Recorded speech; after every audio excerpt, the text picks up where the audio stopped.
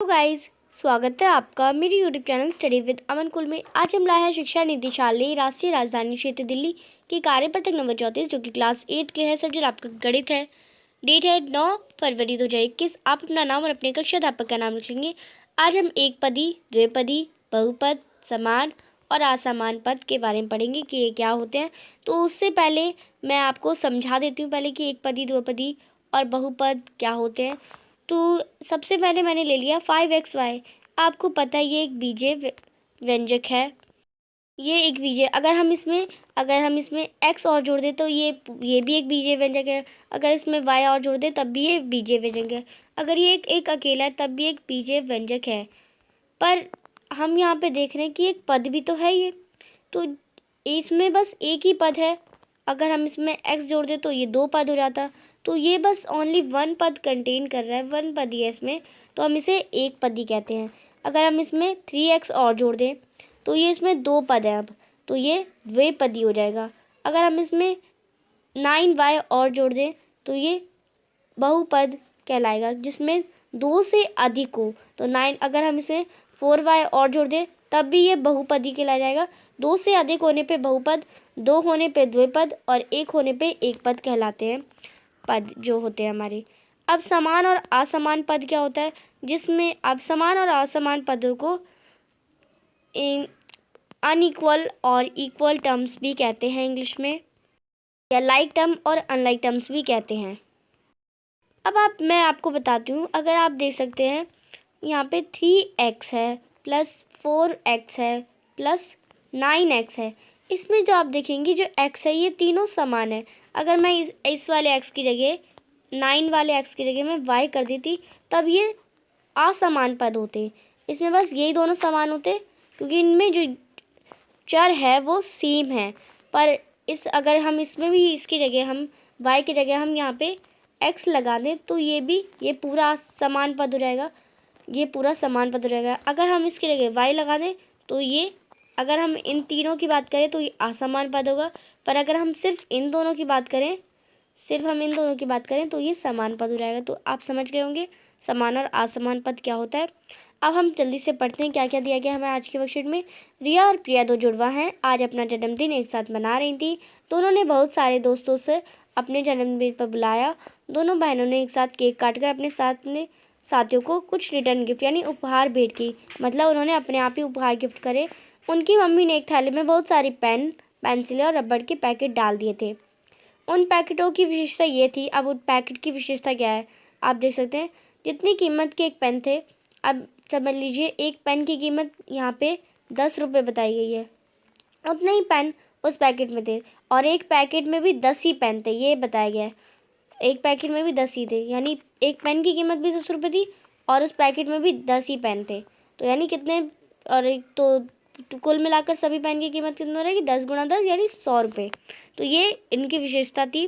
तो पेन भी ऐसे ही थे, पेंसिल भी ऐसी थी और रबड़ भी ऐसी थी। इसी तरह जितनी कीमत एक पेंसिल की थी उतनी पेंसिल उस पैकेट में थी, और जितनी कीमत एक रबड़ की थी उतनी रबड़ एक रबड़ के पैकेट में थी। अब प्रिया ने कुछ पेंसिल, पेन और रबड़ के पैकेट खोलकर उसी थैले में मिला दिए और रिया की मम्मी ने अपनी आंखें बंद करके सभी बच्चों को थैले में से उपहार देना आरंभ किया। तभी प्रिया को एक गणितीय खेल सूझा और उसने कहा, ऐसा करते हैं कि अब माना उसने कि एक पेन की कीमत x होगी, हमें यहाँ पे हमें एक पेन की कीमत हमें x मान लिया। अगर हम x की जगह एक पेन की कीमत 10 मान लें तो जो पेन के पैकेट की कीमत कितनी होगी, 10 गुणा 10। जो पेन के पूरे पैकेट की कीमत क्या होगी, 10 गुणा 10, क्योंकि उस पेन के पैकेट में भी तो उतने ही पेन है। तो 10 गुणा 10 यानी 100 रुपये। और 10 गुणा 10 को हम 10 का स्क्वायर भी लिख सकते हैं, ये भी आप जानते हैं, आपने पिछली चैप्टर से ही पढ़ा है। क्योंकि जितनी पेन की कीमत है उतने ही उस पेन में पैकेट है। इस तरह माना पेंसिल की कीमत है y है, तो पेंसिल के पैकेट की कीमत होगी y का स्क्वायर जितनी, क्योंकि जितनी कीमत एक पेंसिल की है उतनी ही पेंसिल एक पैकेट में है। और इसी तरह रबड़ की कीमत z मान ली तो रबड़ के पैकेट की कीमत होगी z का स्क्वायर, क्योंकि जितनी कीमत एक रबड़ की है उतने ही रबड़ एक पैकेट में। तो आप ये समझ गए होंगे ये क्या बता रहे हैं हमें। तो अब सबसे पहले इस टेबल को करने से पहले हम ये समझ लेते हैं एक पदे व्यंजक, द्विपदे व्यंजक, बहुपदे व्यंजक, समान पद और असमान पद। मैंने आपको समझा दिया, तब भी मैं आपको दोबारा समझा देती हूँ। इस प्रकार हम कह सकते हैं कि कोई भी चर अपने गुणांकों से मिलकर पद बनता है। कोई भी जो चर है अपने जो गुणांक होते हैं उनसे मिलकर पद बनता है। जैसे ये 3 है और ये चर है एक्स चर है, 3 हमारा ये वो है गुणांक, तो ये इसके गुणांक से मिल गया तो ये पद कहलाया। अब एक पद, द्विपद, बहुपद, समान पद और असमान पद क्या होता है? जिन व्यंजक में सिर्फ एक पद होता है उन्हें एक पदी व्यंजक होते हैं। अब ये 5xy है, इसमें बस एक ही पद है तो ये एक पदी व्यंजक हो गया। अब इसमें 5xy में हम 3y और जोड़ दें तो ये द्विपदी हो गया। जिन व्यंजक में 2 पद होते हैं उसे द्विपदी कहते हैं। जिन व्यंजक में 2 से ज़्यादा पद होते हैं उन्हें बहुपद व्यंजक कहते हैं। और उपरोक्त तालिका में बहुत से चर एक जैसे हैं उन्हें समान पद कहते हैं। हम इसका एग्जांपल ले लें तो 4x + 5x + 9x, तो इसमें जो चर हैं वो सारे समान हैं, जितने भी गुणांकों के साथ लगे उनमें समान है, तो ये हमारे समान पद हो गए। अब जो चर एक जैसे नहीं है उन्हें असमान पद। अब 4x ले लें, फिर 5y ले लें, फिर हम 9z ले लें, तो ये इनमें जो चर हैं वो समान नहीं है, कहीं x है, कहीं y है, कहीं z है, तो ये असमान पद हो गए। तो आप समझ गए होंगे अच्छे से, मैंने आपको पहले भी समझाया, दोबारा भी समझा दिया। अब हमने रिया की मम्मी है, उन्होंने बच्चों के नाम दे रखे हैं, उपहार दे रखे हैं, गणितीय रूप दे रखा है, पद का प्रकार दे रखा है।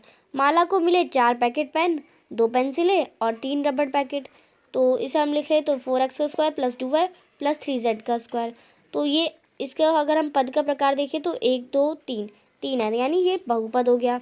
श्वेता को मिले 4 पैकेट पेंसिलों से 2 पेंसिल कम।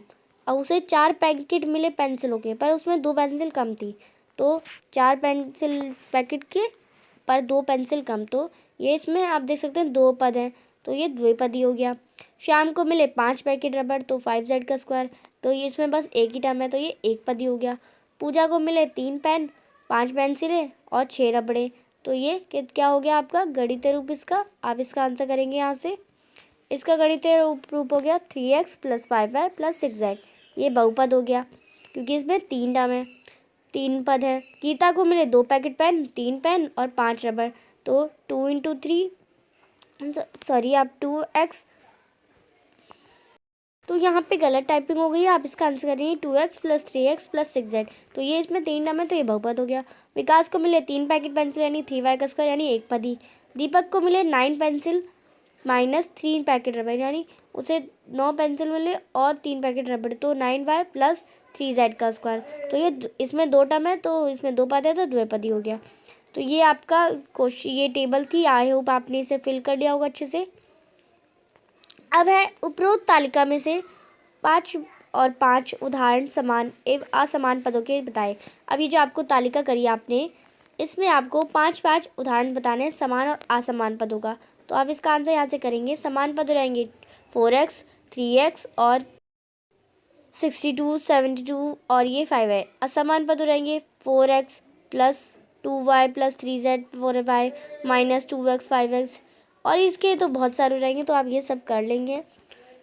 क्वेश्चन नंबर 2 है, विकास ने प्रिया और रिया प्रत्येक को उपहार स्वरूप 51 रुपये दिए। दोनों को उसने 51 रुपये दिए।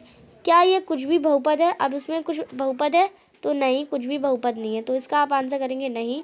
सेकंड पॉइंट है, क्या इसे भी बहुपद के रूप में लिखा जा सकता है? तो आप लिख देंगे नहीं लिखा जा सकता। फिर यदि लिखा जा सकता है तो कैसे? अगर हम लिखने की कोशिश करें तो हम लिख सकते हैं प्रिया तो हम x मान लेते हैं x + 51, और रिया को हम y मान लेते हैं y + 51, तो ये उसका आप लिख सकते हैं। तो ये आपका आज की वर्कशीट थी। आपकी आज की वर्कशीट का एक छोटा सा क्वेश्चन है। अब ये मैंने आपको बताया कि ये 4y 9 + 9x + 7y ये एक पदी है या द्विपदी है या बहुपदी है, ये आप मुझे बताएंगे। एक पदी है तो आप 1 लिख देंगे कमेंट में, द्विपदी है तो 2, और बहुपदी है तो आप 3 और मोर लिख देंगे। तो ये आप मुझे कमेंट सेक्शन में बताएंगे। वीडियो अच्छी लगे तो मेरे चैनल को सब्सक्राइब कर दें, उसके बाद आने वाले बेल आइकन को भी प्रेस कर दें, और आप मेरे चैनल को सब्सक्राइब ज़रूर करें क्योंकि आपको नोटिफिकेशन मिलता है। इस वीडियो में कम से कम आप 500 लाइक ज़रूर करें क्योंकि आपने पिछली वाली वर्कशीट में भी करे थे, मैं बहुत खुश हुई थी, तो आप इस पर भी ज़रूर करें। आई होप आप सभी कर देंगे और आपने कर भी दी होगी। तो और सभी दोस्तों शेयर ज़रूर करिएगा। Thanks for watching video. Bye bye guys.